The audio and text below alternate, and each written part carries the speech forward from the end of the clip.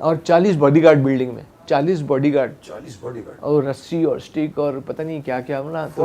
तो मैंने बोला आमिर, मैं तो हंसा, बोला Aamir you don't need to do all this, you just come and tell me what your problem is as a family. तो ये सब शोर और हंगामा करने की ज़रूरत नहीं थी।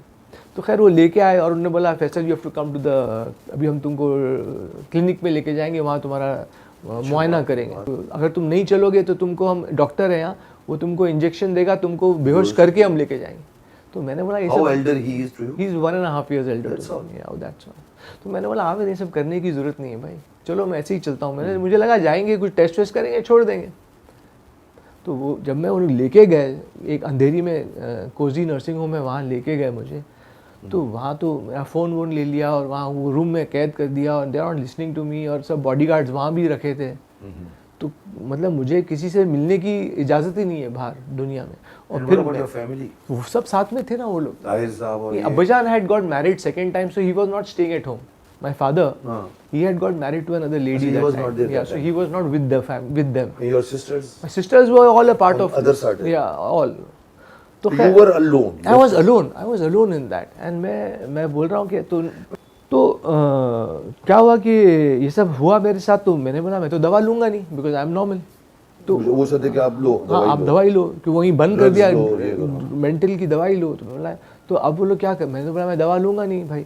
तो उन लोगों ने मेरे पानी में, अब ये सब इलीगल काम है, इंजेक्ट करने लग गए दवा, और मैं सोने लग गया 20-20 घंटा वहाँ। हाँ पिला दिया फोर्सफुली, पानी में इंजेक्ट करके, ये सब इलीगल काम है क्या। तो मैं सो रहा हूँ 20 घंटे। तो मैंने बोला यार हाउ इज़ दिस पॉसिबल। तो फिर मैंने बुलाया उन लोगों को, वो लोग रोज़ आते थे सिस्टर मिलने। मैंने बोला सुनो you are giving me some medicine, I know that because I am sleeping for 20 hours, तो दैट्स नॉट पॉसिबल। तो I said no you all, तो मुझे मेरी जान का खतरा था। तो क्या जवाब दिया उन्होंने? मेरी जान का खतरा था, मुझे ओवरडोज हो जाए, आई लूज माय लाइफ। तो I said that listen you stop all this, start giving me the proper doses, I take the proper, at least doses के हिसाब से तो मिले जितना उन लोग चाह रहे हैं, ओवरडोज तो नहीं हो जाएगा, आई लूज माय लाइफ। तो फिर मैंने दवा लेना शुरू कर दी अंडर फोर्स, जो वो लोग दे रहे। हाँ अंडर फोर्सफुल सिचुएशन। नहीं, doctor also was on their side.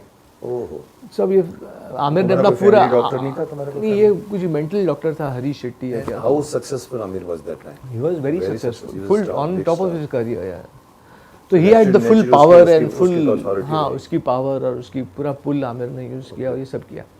तो फिर 19 दिन वहाँ कोजी नर्सिंग होम में मैं रहा, और फिर उन्होंने बोला नहीं अब ये थोड़ा ठीक हो गया है, शांत हो गया है, ये जो इसको घर लेके जाओ। तो घर लेके आए, तो मेरे घर पे नहीं लाया जहाँ मैं रह रहा था, वो मेरे आमिर के घर पे वहीं वहाँ कैद कर दिया। और वहाँ बॉडीगार्ड स्टेशन है, and I can't move out and I can't call anyone. तो ये सब मुझे झेलना पड़ा। फिर ये चला कुछ 6-7 महीने चला, फिर मुझे एक मौका मिला, ईद आई, तो थोड़ा उन लोगों ने मुझे फिर थोड़ा लीवे दिया, थोड़ा दिया बाहर जाने। फिर मैंने ईद का मौका लेके मैं गया एक जर्नलिस्ट के पास, जमाल शेख। उसको मैंने जैसे आपको बता रहा हूँ कि पूरा ऐसे हुआ, उसको बताया, उसने मेरी रिकॉर्डिंग की, उसने सब ये किया, उसने लिखित में भी लिया मुझसे कि व्हाट आर यू सेइंग, क्योंकि कल अगर मैं न्यूज़ डाल दूँ तो you have said it, they can't put a case on me. तो वो सब करके तो जब फिर मैंने बोला यार जमाल रुक जाओ यार, अभी इसको मत डालो, क्योंकि अभी फैमिली थोड़ा, जैसे मैं आपको मिलने आया हूँ बाहर जमाल, वैसे थोड़ा फैमिली मुझे छोड़ रही है अभी, तो शायद कुछ महीनों के बाद मामला ख़त्म हो जाएगा। तो फैमिली मैटर ऐसे छोड़ो यार, मत डालो अभी। तो मैं आ गया घर पे, और वो ईद का दिन था, तो खैर जो भी। फिर लेकिन कुछ महीनों के बाद फिर हुआ, फिर आमिर को मैंने बोला कि अभी 1 साल हो गया। आमिर ने बोला 1 साल you have to stay here with me in my house under lockdown. तो वही फिर 1 साल रहा। तो मैंने आमिर अब 1 साल हो गया, मुझे वापस जाने दो भाई। And I had put on 100, I had become 103 किलोस दवा खा के, और मेरे एक्शंस जिससे बोला यार मेरा तो काम भी गया, पूरा राउंड हो गया, राउंड और सब मोटा हो गया। तो खैर मैंने फिर 1 साल के बाद आमिर को बोला, अब 1 साल आपने बोला था, अब आप मुझे वापस छोड़िए, घर जाने दीजिए। तो आमिर ने बोला ठीक है तुम जाओ घर। फिर मैं घर आ गया। फिर मैंने सोचा मैं राइटिंग में, तब से मेरे दिमाग में राइटिंग आ गई कि मैं चलो मोटा तो हो गया हूँ, but as a creative man I have to be involve in this work, I know this work.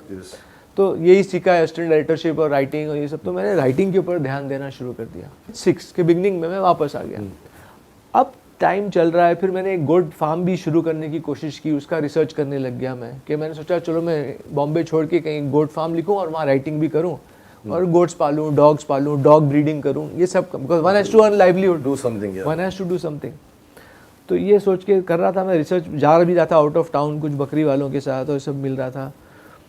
तो फिर Aamir suddenly in 2007 around 2007 September or something like that, he called me end of September कि फैसल तुम पागल हो और तुम कल court में जाओगे और तुम सिग्नेटरी राइट्स दे दोगे अपने।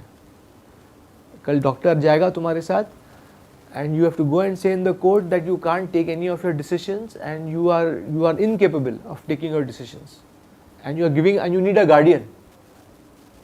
तो जब मुझे तो शॉक लगा कि ये सडनली क्या हो गया यार, अब ये क्या हो गया, ये तो यार रुक ही नहीं रहा है मामला। They are not trusting me, my family। तो मैंने बोला उनको, तो बोला हाँ मैं जाऊँगा, ना बोलता तो वहीं पकड़ लेते, नहीं मैं जाऊँगा कल करूँगा, ये सब मैंने उनको बोला। दिमाग में चल रहा था कि यार ये गलत हो रहा है मेरे साथ। मैं घर गया, मैंने 1-2 लोग को फ़ोन किया and Mukesh ji I just walked out, एक बैग लिया मैंने, ATM कार्ड लिया और मैं घर से निकल गया। और फिर मैंने जाके, मेरा एक इंस्पेक्टर दोस्त था सन के, मिस्टर सन के, he was in charge of a police station, उसको फ़ोन किया और जमाल शेख को भी फ़ोन किया क्योंकि वो इंटरव्यू था उसके पास, छोड़ के आए थे। हाँ कुछ महीने पहले मैं उसको दे के आया था। तो जो इंस्पेक्टर दोस्त को मिला मैं मिस्टर सन के, तो उन्होंने मुझे गाइड किया कि देखो इन लोग ने, उनको पूरी सुनाई ऐसी दास्तान कि ये सब हुआ है मेरे साथ। तो उन्होंने कहा कि आप जाइए, आप गवर्नमेंट हॉस्पिटल में अपना चेकअप कराइए, गवर्नमेंट, बिकॉज दैट होल्ड्स। इन लोग ने प्राइवेट में आपको जबरदस्ती कराया, प्राइवेट होल्ड नहीं करेगा, कोर्ट जब कोर्ट का केस लड़ा जाएगा तो सरकारी। हाँ, तो he guided me in the right way. तो उनके हेल्प से, अच्छा मैं गया देने उधर परेल में, तो वो बोलते हैं कि कोई फैमिली वाले को लाओ फिर ही हम आपका टेस्ट करेंगे। अब मेंटल स्टेट की बात, फिर कैसे भी मैंने उसको हाथ जोड़ के, वो इंस्पेक्टर के हेल्प से कैसे भी मैंने उनको बोला भाई टेस्ट तो लो मेरा, और अगर मैं पागल हूँ मैं चले जाऊँ, आप भी बोलते हो, सब बोल रहे हैं, तो शायद मैं रियली पागल हूँ, फिर मैं चले जाऊँगा फैमिली के पास। तो बहुत उनको मनाया वनाया, उन लोग ने टेस्ट लिया। और फिर बीच में जमाल शेख को मैंने फ़ोन किया, तो जमाल शेख को मैंने बोला यार वो जो कुछ महीने पहले मैंने आपको दिया था, वो कुछ सालों पहले 2005 में, तो साल हो गए, तो वो तो बोलता है वो है ही नहीं।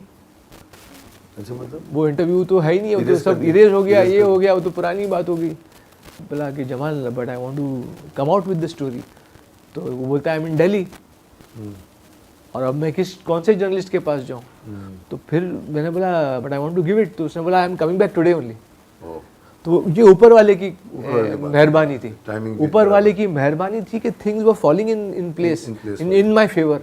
तो वो आया, उसको वो हेडलाइंस टुडे, जब वो चैनल हेडलाइंस टुडे हुआ करता था और आज तक, तो वहाँ जाके मैंने उसके ऑफिस में, खुद जमाल ने एंकर किया मेरा शो टीवी पर। हाँ टीवी पर, और अगले दिन उसने रिलीज कर दिया। हाँ, अगले दिन उसने टेलीकास्ट किया, और फिर पूरी बात फैल गई, न्यूज़ में आ गई। अब वो बिमल पारिक जो है आमिर का राइट हैंड मैन, उसका फ़ोन आया मुझे, ये फैसल क्या हो रहा है, ये तुम लोग क्या क्या कर रहे हो, झगड़ रहे हो, ये वो, तो आओ बात करते हैं। तो उसको ऑफिस में मिला, मैं तो गुस्से में था थोड़ा, I was pushed against the wall, तो मैं तो थोड़ा एंगर में था। तो मैंने बोला मैं आमिर खान को जेल में डालूंगा, क्योंकि मेरे साथ जो हुआ इलीगल एक्टिविटीज़, ज़बरदस्ती, तो मैं जेल में डालने वाला हूँ आमिर खान को। और मैं थोड़ा तैश में था, तो उसने जाके आमिर को बता दिया कि ये तो बोल रहा है कि ये वो गवर्नमेंट हॉस्पिटल पे चेक करा के आया है और उसके रिजल्ट के लिए रुका है।